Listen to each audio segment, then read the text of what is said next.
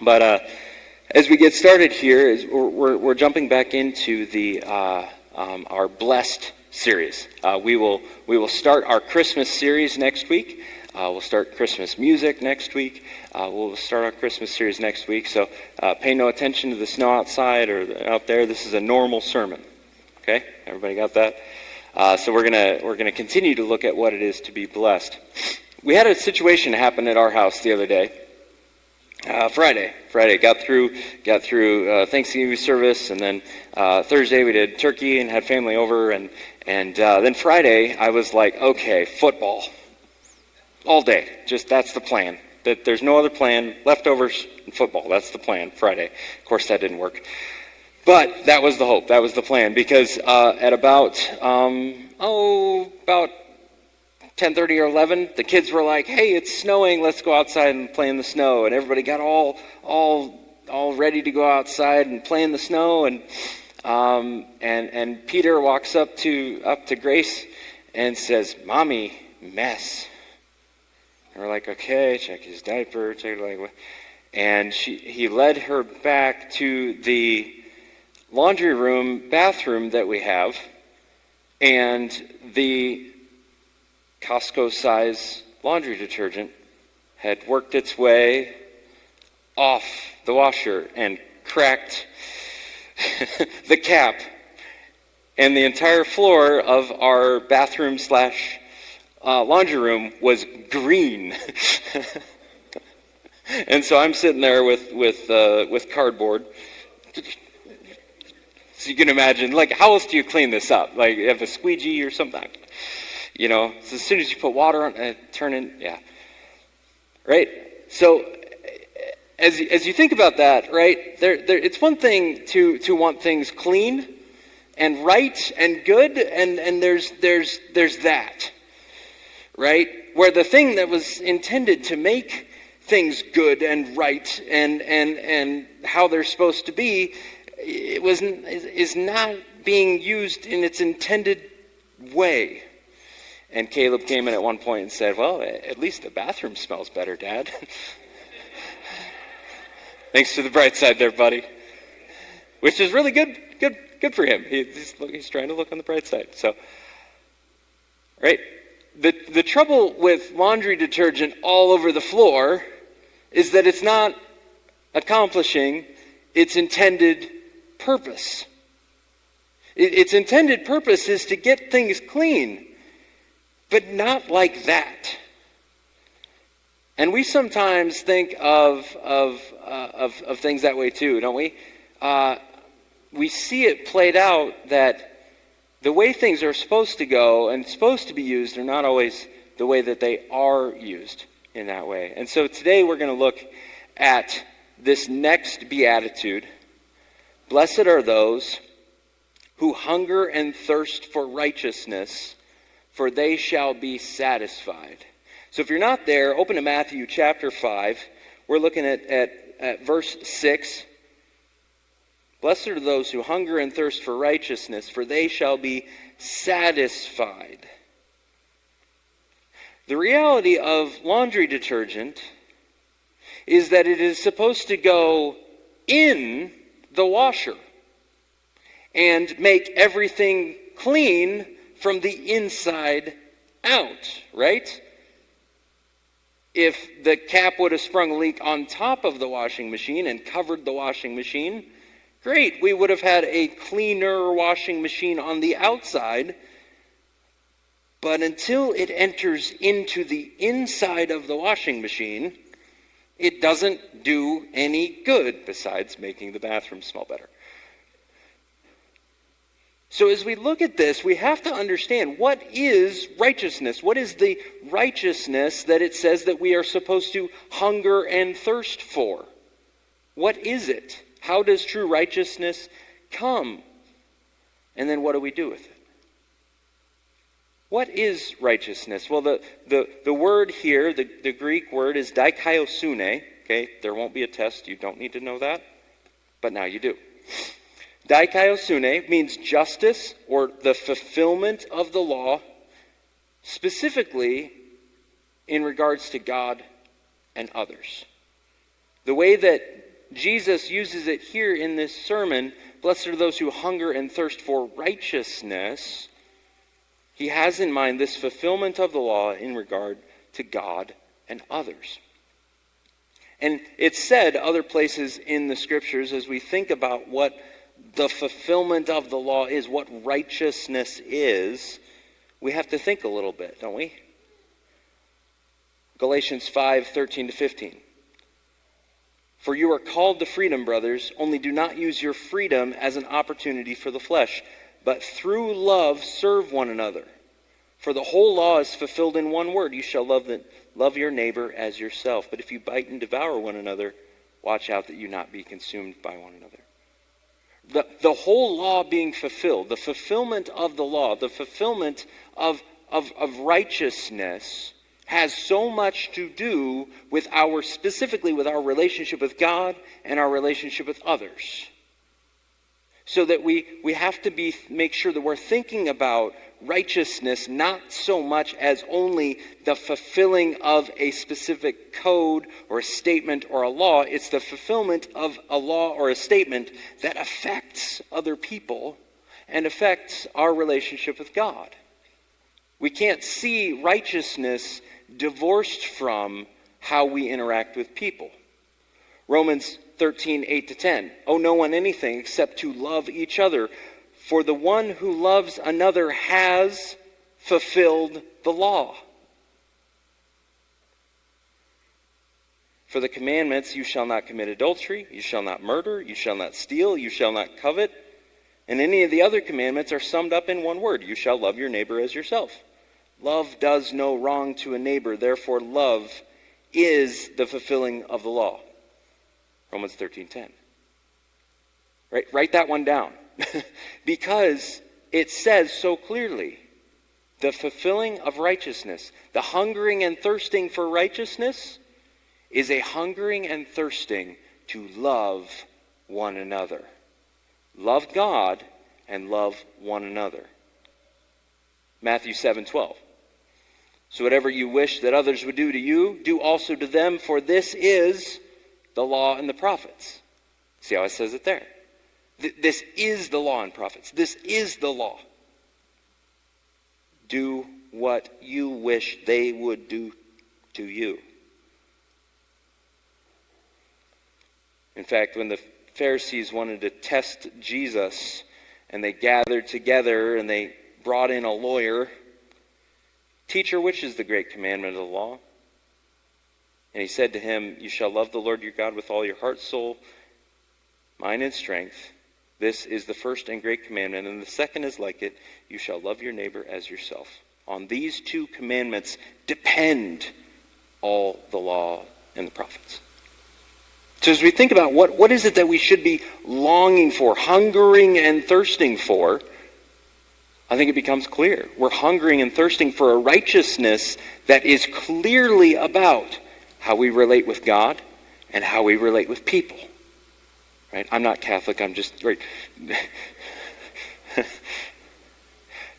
It is about how we interact with people. And Jesus goes on to define it throughout the rest of his Sermon on the Mount, too.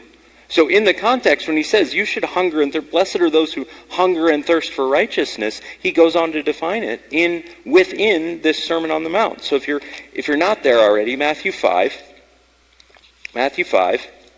Jesus continues on in the Beatitudes, right? Righteousness, verse 13, looks like being salt and light to people in need of an encounter with the real God so that they would know him and glorify him.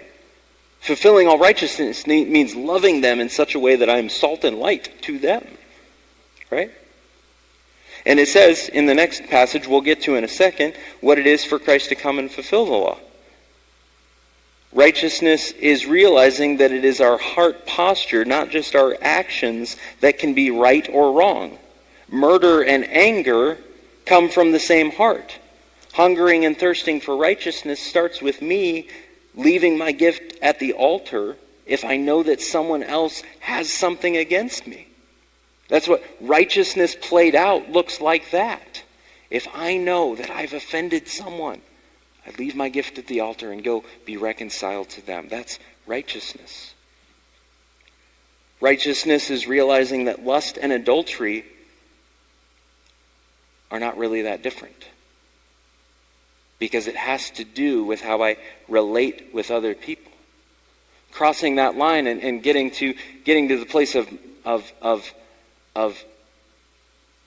doing an action that I can't regret, that's public, starts back before that, where I desire that, and desire even to fulfill what I would want more than honoring another human being, more than respecting them, more than seeing the dignity and value that they have, and then keeping all those things in the right place with the people that I'm already related to. Righteousness is about keeping my promises in marriage and other relationships. Right? You notice how I'm just going through the Sermon on the Mount here. Righteousness is what I do when I have the chance to get back at someone. Right? Verse 38. Righteousness is how I feel in my heart when I see someone who has made themselves my enemy. Verse 43. Righteousness is what I do when the needy show up. Chapter 6, verse 1. Righteousness is how I relate in dependence upon God. The Lord's Prayer. Verse 5.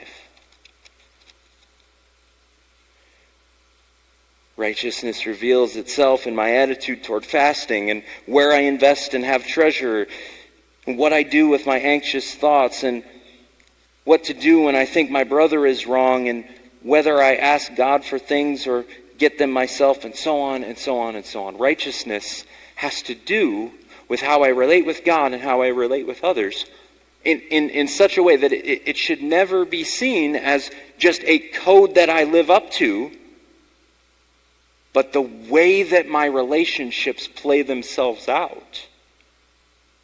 And we often settle for less than it, or at least a perverted form of it.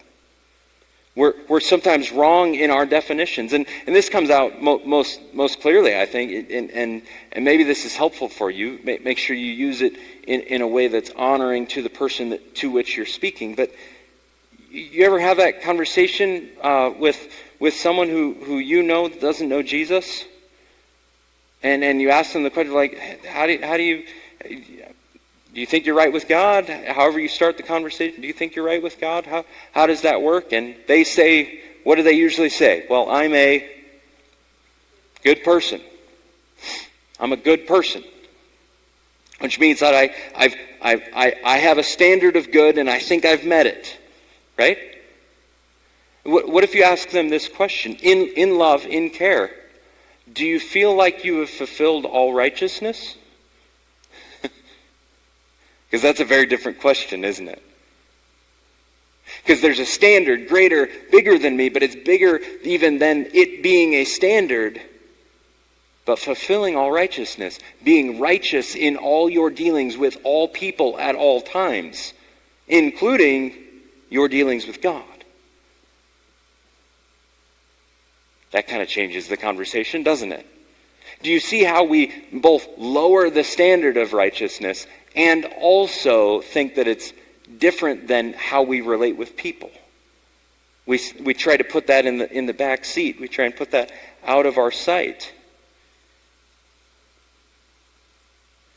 Here's another way that right, we get it wrong in definition. We settle for less than righteousness. Good is only outwardly verified. Righteousness is internally produced that results in an outward blessing. When you're around someone that you know is righteous, you walk away blessed. You walk away blessed. So someone that genuinely is working to fulfill righteousness in their relationship with you, you walk away blessed. Now you might walk away having it sting a little bit. You ever been around that person that just lives their life in such a way that it convicts you? You're just like, they just like genuinely love people, and I don't know how to do that, right? You ever been around that person? That is a blessing. That is a blessing to you, right? And if you think that it's about meeting some standard, you need to know the God that they know in order to see righteousness come out in the way that you interact with people. Right? Self-righteousness is evidence that the outward conformity does not match the inward reality. To proclaim one's own actions righteous misses the point that righteousness isn't about me, but about how that inward transformation produces fruit and blessing in your relationships with God and with others. Hungering and thirsting for righteousness is not hungering and thirsting that I might meet the mark, see a standard met.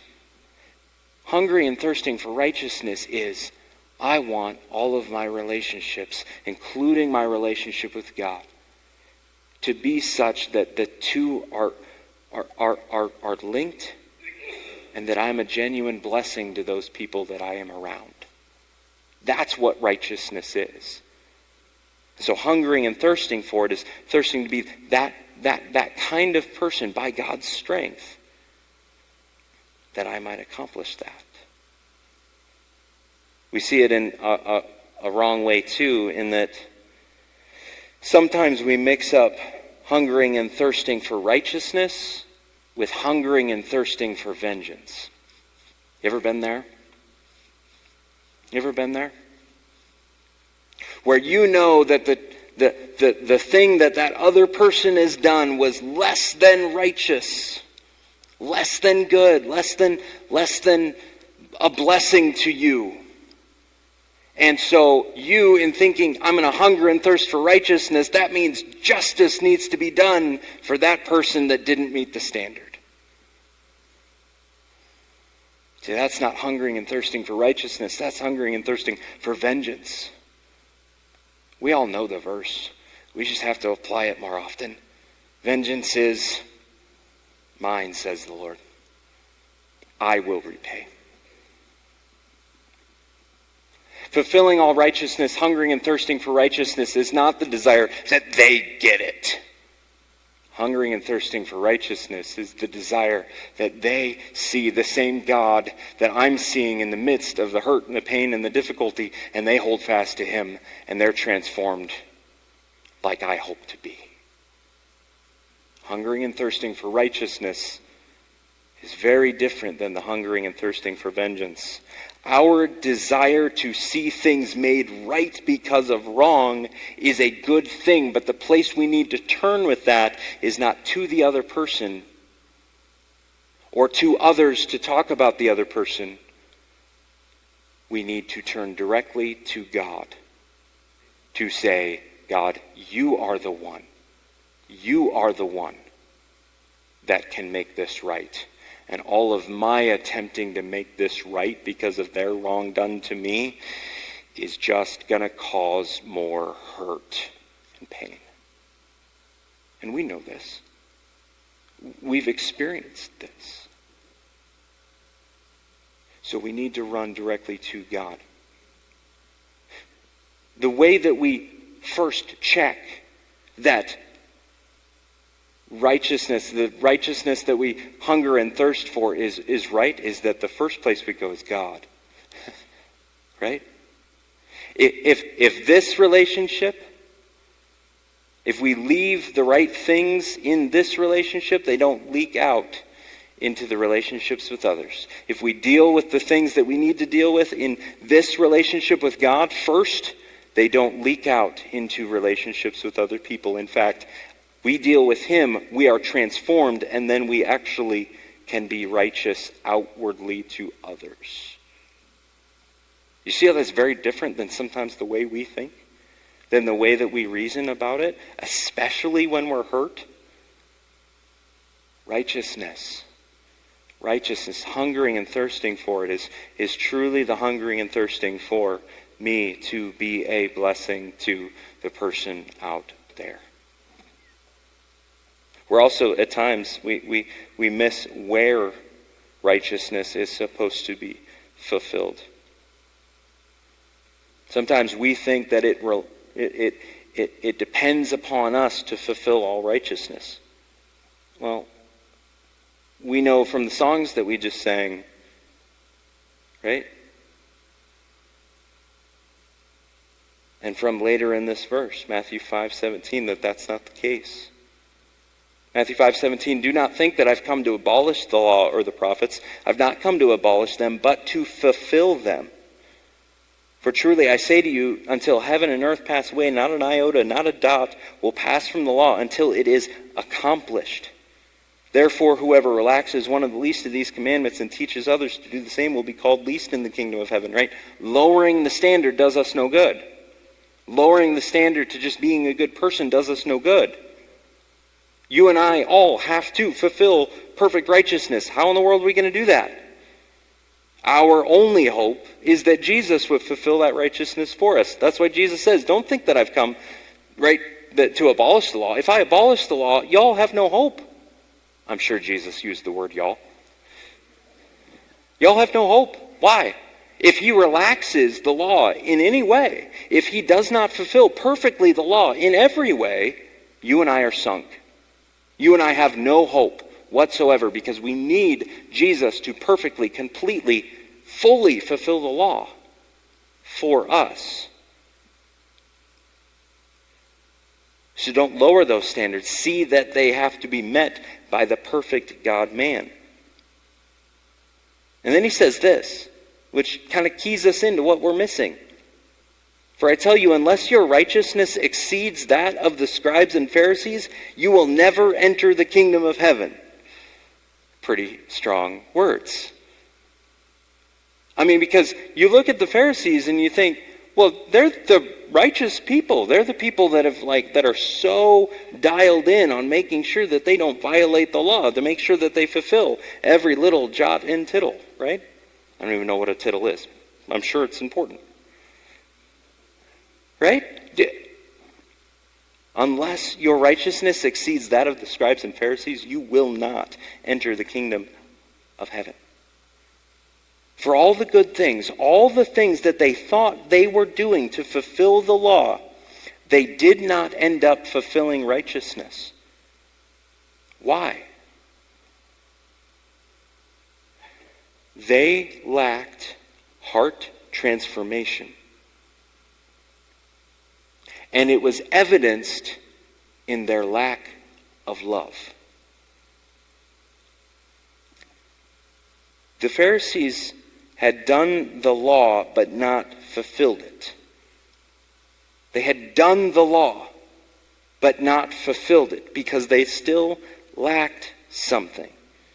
Because fulfilling the law is not about making sure that everyone around me believes and does what the right thing is to do. That's not fulfilling the law. Looking at everyone and managing maybe their impression of what I do is not fulfilling the law. But looking at everyone and loving them, that fulfills the law.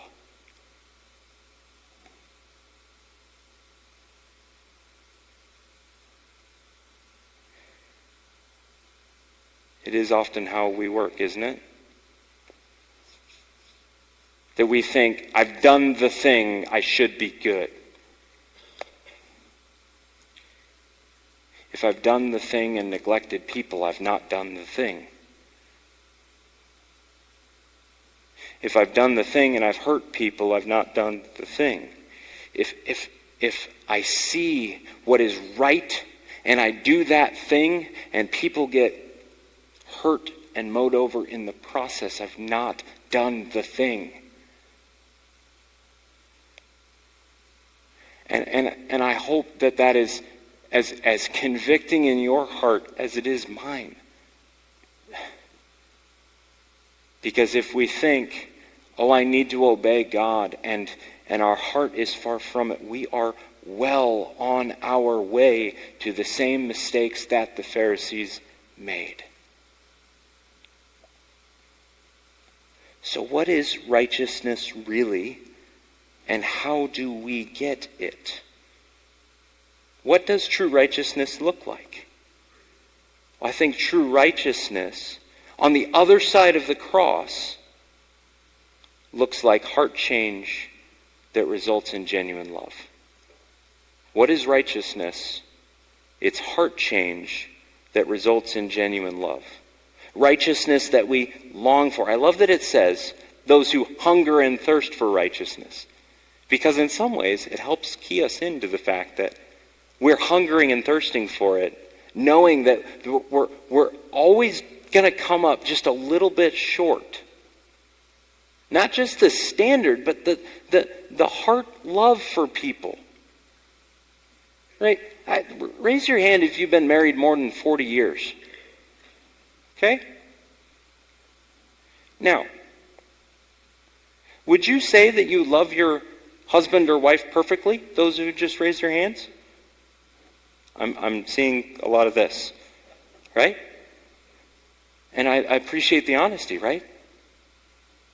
Because we will still continue to fall short of that, but we will be working toward fulfilling the law, fulfilling righteousness because of that very fact. We recognize I need my heart to be transformed in order to love this person that I've woken up next to for the last 40 years or more, right? I need heart transformation if genuine love is really going to happen. Righteousness is what is the case when everyone feels loved and valued. Righteousness requires inward transformation. We are often afraid of righteousness because we understand intuitively that it takes inward transformation. It takes the fact that my heart is laid bare and all of its ugliness is right there for God to see.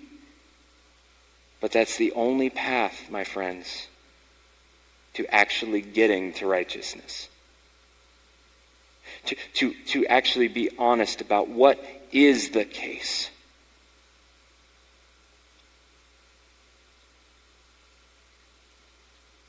It's not about this thing that I have to fulfill that I can never fulfill, so I settle instead for image management.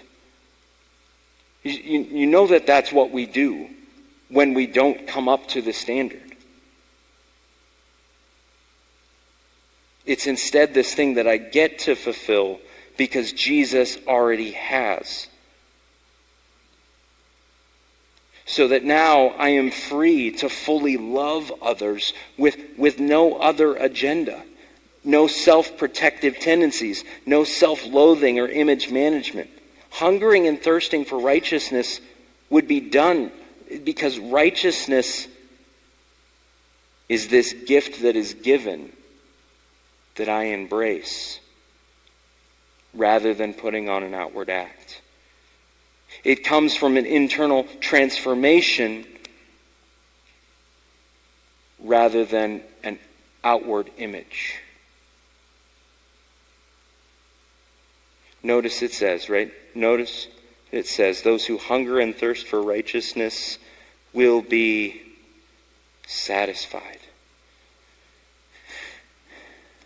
And this is not Bible, but I wonder if part of that satisfaction is the joy of knowing that I have been a genuine blessing to others. I don't know if that's exactly what Jesus intended to say there, but I think it's at least part of it. You know the feeling. When you have been a genuine blessing to someone, like they might feel good because you've been a genuine blessing to them, but you feel even better because you've been able to do that. Notice again that it's an act of hungering and thirsting. It's an act actually of not being satisfied. Hungering and thirsting, wanting, asking for, seeking to fulfill righteousness and the love that issues from it. Notice that it's that the satisfaction comes in part in the realization that we're still hungering and thirsting for it. You hunger and thirst for righteousness in such a way that you would be a blessing to others, and you're satisfied because of the pursuit that sparks in your heart. Not necessarily because you've done it perfectly. Right?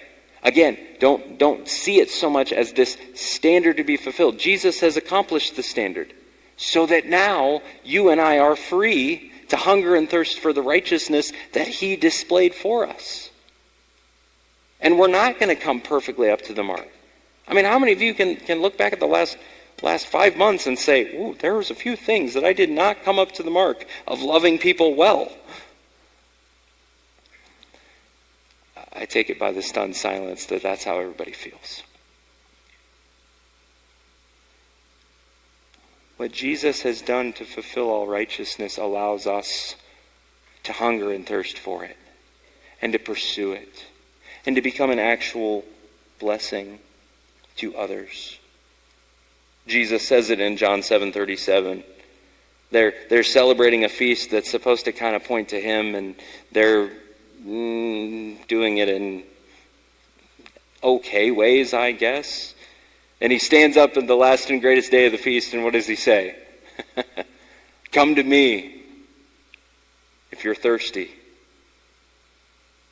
If anybody thirsts, let him come to me and drink. Here's the reality. When you long and hunger and thirst for righteousness, you point yourself toward Jesus and you find satisfaction there. And then you look at his life. What did Jesus come onto this earth to do? Jesus did not come on this earth merely to die and pay a penalty for your sins to meet some standard. Though he did. He came on this earth to die and pay the penalty for your and my sins, to clothe scoundrels in robes of righteousness. Now, if scoundrels are clothed in robes of righteousness but remain scoundrels, there's a problem, right? To clothe scoundrels in robes of righteousness accomplishes something worse than good if it does not also change those scoundrels from the inside out, to rescue them from their wickedness. By merely throwing a rug of righteousness over the heap of wickedness, it will not do. Jesus intends to fulfill all righteousness, which means that Jesus, what he has done on the cross, has absolutely nothing to do with how those scoundrels appear to those around them. That's not what the robes of righteousness are for, to cover up how people appear. It is, in fact, it has everything to do with what the cross of Jesus is doing and actually accomplishing within us. Is it transforming us?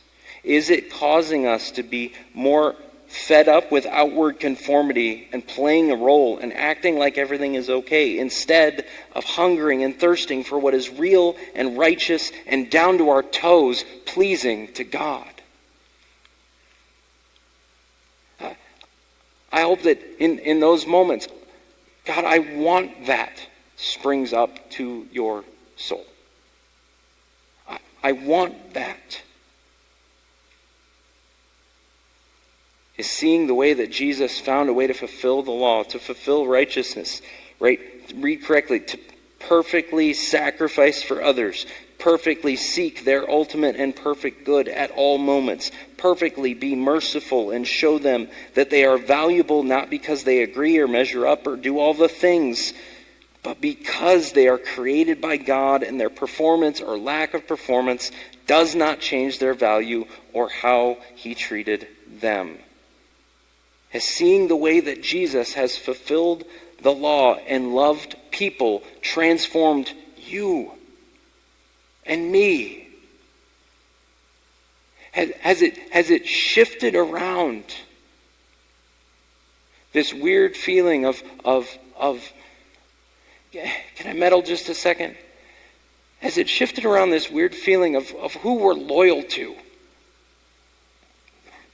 Guys, we've got to see. We've got to see that our first loyalty is not to any other person.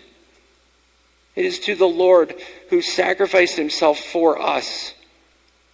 It is to the Lord.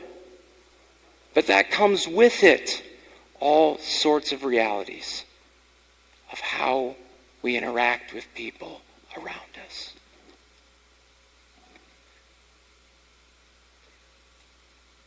Is seeing the way that Jesus has fulfilled the law and loved people and then sacrificed himself to do that very thing perfectly for you, has it done its work of transforming you lately?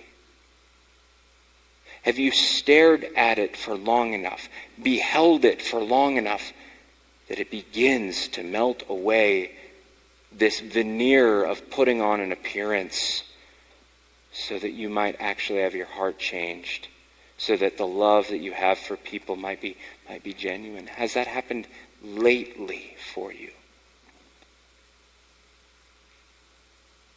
For some of us, thinking of that isn't that satisfying because our hearts might be ruled by a different God, our kingdom, our will not being done.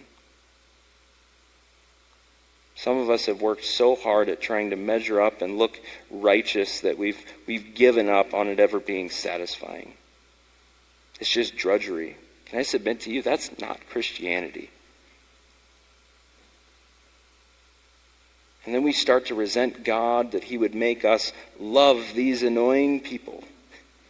Ever felt that? You mean I have to love them?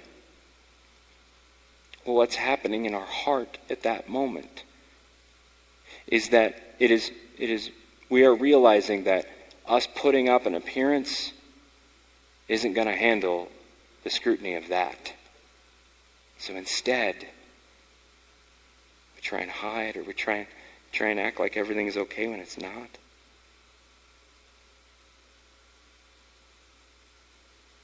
We've redefined righteousness as that which looks loving but isn't. Instead of being deeply overwhelmed and satisfied by the gospel of the God who has every reason to hate us, consider us annoying, devalue us, merely tolerate us, instead of truly and perfectly loving us. That's what he did. He truly and perfectly loved us. He sought us out. He did good to us. God did good to us at the price of his own Son. And then Jesus shows up and is the example of what it is to love people perfectly. True righteousness, my friends, is inextricably linked to love, and genuine love is inextricably linked to righteousness. You cannot pull them apart. Love is righteousness played out. Righteousness is love played out. Righteousness has to do with an inward reality that God has accomplished through Jesus in you. Righteousness is what God gives as a gift, and then he transforms our hearts to love like he has. Jesus dying for us not only accomplishes righteousness, it is the very act that transforms us to be the kind of people who are righteous. and take hope. It's not those who appear to have accomplished righteousness who are blessed and satisfied. It is those who hunger and thirst for it and know that they have not accomplished it who are blessed and satisfied. So what do we do? What do we do with this? We need to understand what real righteousness is. All of the law is summed up in love God and love others. We need to understand how real righteousness happens. It is inside out transformation, not outside in conformity. And we need to find it in the gospel.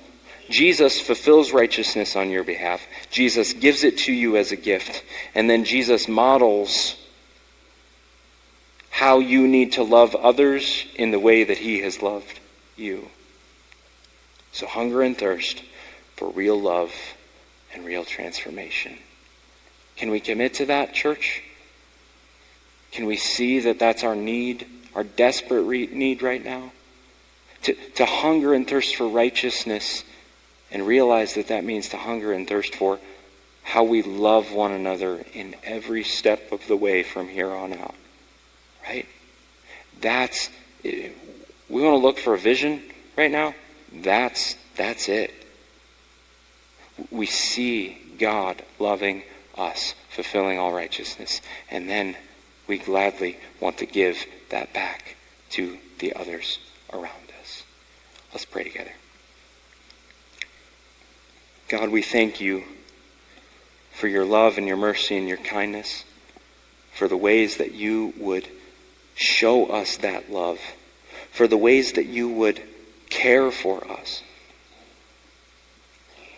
God, we're tired of that feeling of having that hang up in our hearts when it comes to loving people. We're tired of the way that it hinders us. And God, I pray that you would do your work in our midst. We would trust you to be the one that holds on to us, that cares for us, that loves us.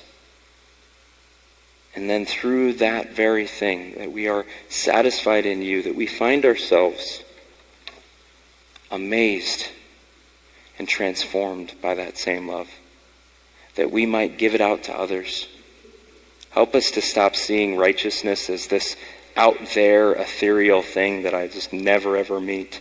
Help us to start seeing it in terms of loving you and loving others, for that is the fulfillment of the law.